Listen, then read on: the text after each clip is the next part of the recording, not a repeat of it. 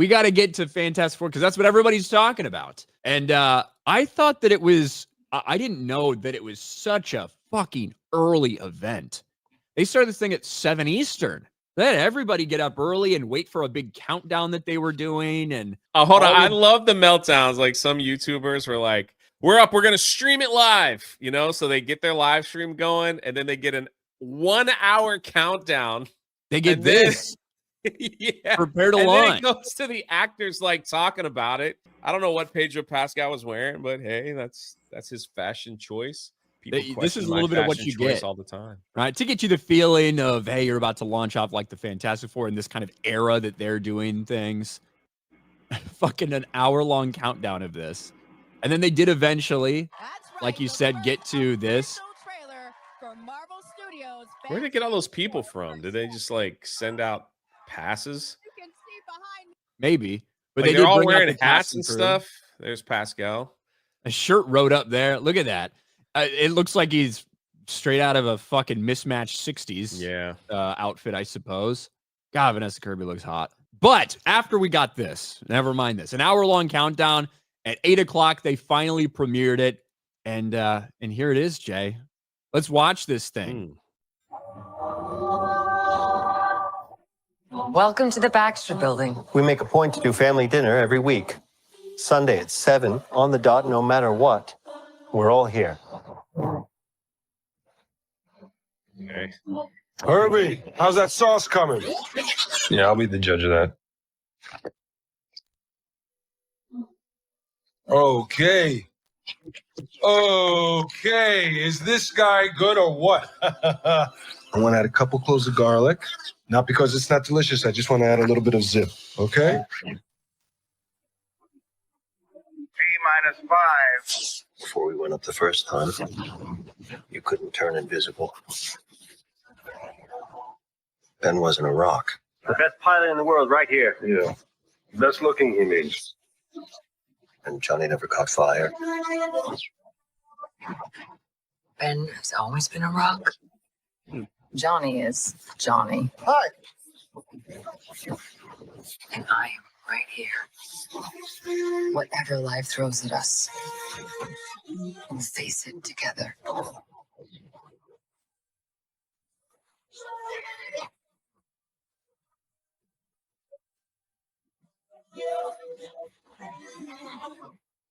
As a family.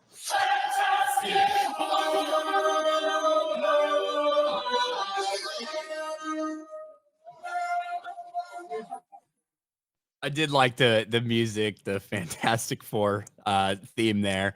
But what do you think? Look, Jay, you are a big Marvel fan, a big Fantastic Four fan. I don't think it doesn't like get me super hyped or anything. That's not how I feel about this trailer.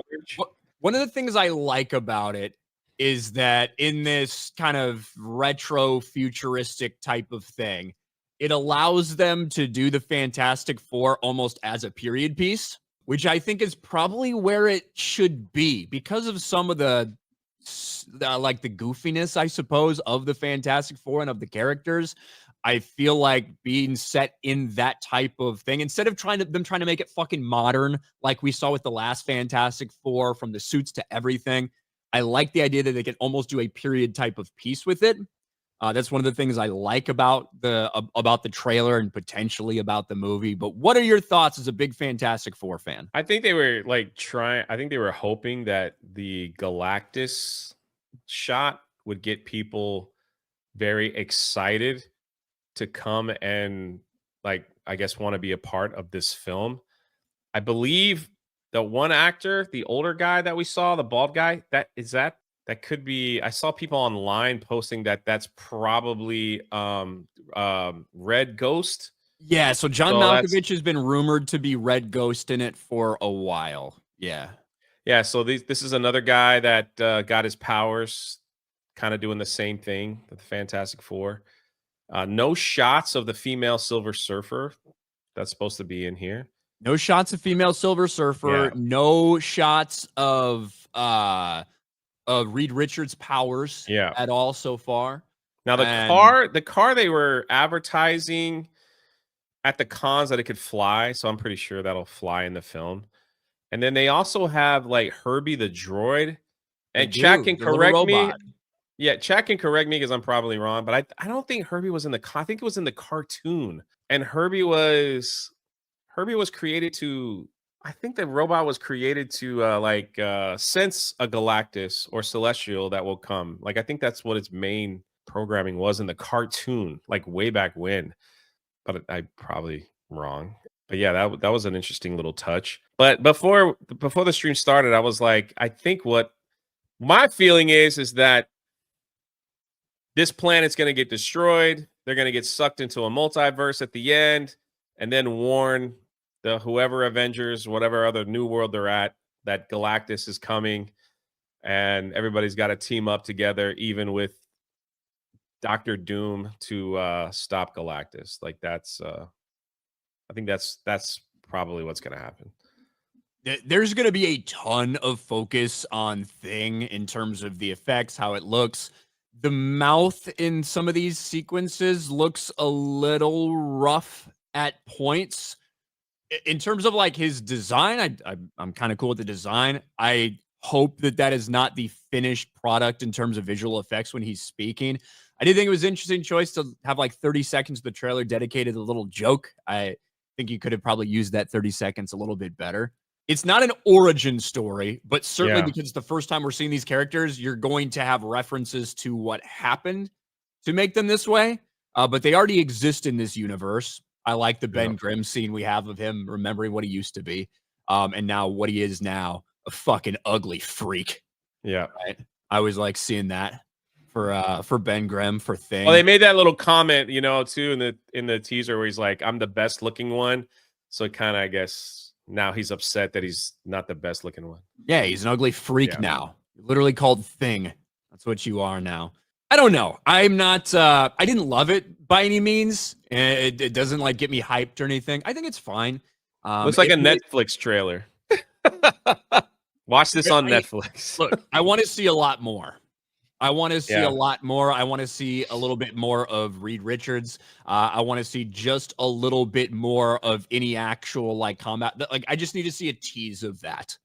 And we didn't really get that in this one. We see a little bit of Human Torch flying. We see a little bit of Thing running. We see one little bit of Sue Storm using her one turning invisible briefly and using the her force fields. But definitely want to see a little more. I don't know. It was kind of a downer because of the hype. To me, I didn't have a lot of high expectations. There are things I like about it. I like the setting. I like the retro. I even like the fucking old school look for the uniforms, to be honest. I think it's a good thing for this movie to be set as a period piece instead of trying to modernize them, for sure. They did like an hour-long hype, and then you get this, So you're kind of just like, wow, what a letdown. I think we'd see something a little different. Yeah, and look, I wasn't blown away by this. I wasn't blown away by the Superman trailer either. But did they do an hour-long like countdown for the trailer for Superman? They did a several-day hype-up event for the trailer. Yeah, I mean with tweets and stuff, and then if this is going to be the savior of the MCU, I guess we'll have to see. Well, look, I don't think that this is the savior, but I think it's super important because if this movie gets rejected, it's called First Steps, but ironically, it is also like kind of viewed as the first steps towards this next stage for Marvel. And if people don't like it and it gets rejected by the fans, they are in big fucking trouble.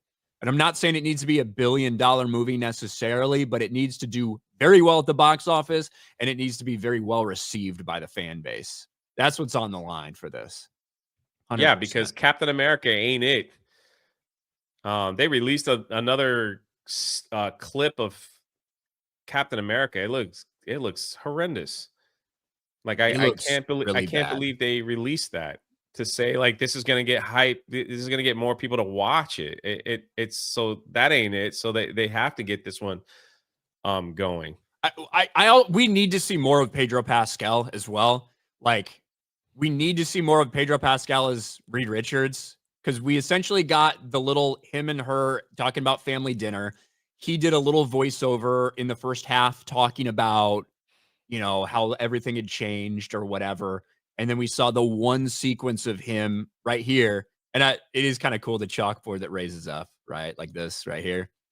And then we saw one of him doing a bunch of calculations and things like that on his chalkboard. I want to see a lot more because this is a very important fucking person in the Marvel universe. And I like Pedro Pascal needs to convince me that he's playing the smartest dude in the fucking world. Yeah. And considering all the things I already think, preconceived notions about Pedro Pascal, it's going to be a difficult task for me to believe that from Pedro Pascal. But I like Pedro in a lot of different things I've seen him in, hate him in occasional things, don't really like him as a person at all in any way, shape, or form. But as an actor, there's a handful of things he's been in that I actually really love him in. He's got to sell me on this role. We need to see more of Reed Richards before I can be like, okay, 100%. Yeah, like you're on board. The big question is, who do we got? Both movies coming out in July, plus a Jurassic Park film also coming out in July. What are we doing? Superman does better? Fantastic Four? Or will the dinosaurs rule again? Hard to say, right? We get that teaser for Jurassic Park. What is that, tomorrow? Look, if I had to place a bet, which would do more? Fantastic Four, Superman, or the next Jurassic Park whatever movie? I'd probably say the next Jurassic Park whatever movie. Yeah. I would. Those movies just fucking print money no matter how bad they are. It's weird because it's a fucking Superman movie up against a Fantastic Four movie. The previous iterations of the Fantastic Four haven't exactly been like hot box office, entries. Oh, the last one's bombed, right? The last one was an absolute fucking shit show. Yeah, it was. But the horrible. two before that made like $300 million, on $90 million budgets, granted. Right. Not like today's budgets. July is going to be packed. It'll be interesting to see if people are like, I'm just going to choose one. If the dinosaurs rule the world yet again, makes you they all sit back and go, man, we've made a huge error. We should just make dinosaur films. Let's just do that. That's the only thing that makes money. All these projects. The thing with like Marvel's just been given nothing but L's and like bombs. It's like, what do we expect? Do we expect them to change overnight and to come out with a banger? No. Look at Captain America. Every time they post a clip from Captain America, it's worse. And then it's like the Disney Plus shows where like what was the last one? Agatha? It is horrible. So it's like for people to be excited for this, they really had to wow the people that are like, yeah, you have produced nothing but garbage. I guess Deadpool and Wolverine is the exception. I was going to say Deadpool and Wolverine did make $1.6 billion, but for a lot of people that feels a little disconnected from the current MCU stuff. It was a 2000 superhero throwback film. They had all the characters from the 2000 era X-Men and Blade and last all that. Goodbye to the Fox universe, basically. Right. But everything that's been connected since just been horrendous. And then of course there's a Superman trailer. So people love it, people hate it, and people are like, I just don't care. So they released that one CGI of Superman where he did that little twist and everybody was talking about his eyes all separated. So we'll see. What if people choose neither? Like both it's certainly a possibility. July's going to be crowded, man. You got these two big comic movies. You got Jurassic World. How to Train Your Dragon live action comes out in middle of June. Before that, probably even some other stuff going on that we're not even thinking about. But yeah,